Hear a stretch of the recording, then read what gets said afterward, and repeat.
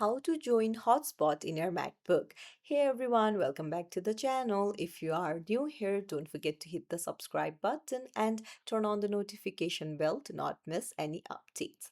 So, if you have turned on your hotspot in your iPhone and you want to join from your MacBook, then you're in the right place.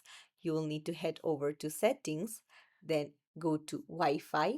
Now scroll down to the very bottom and there you can see ask to join hotspot.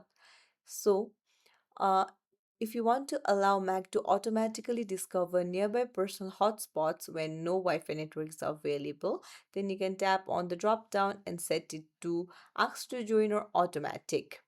And now if the hotspot is on, it will show the available networks right at the top and you can join it with the hotspot password. It's as simple as that. If you found this tutorial helpful, don't forget to like the video and subscribe to our channel. Thank you for watching.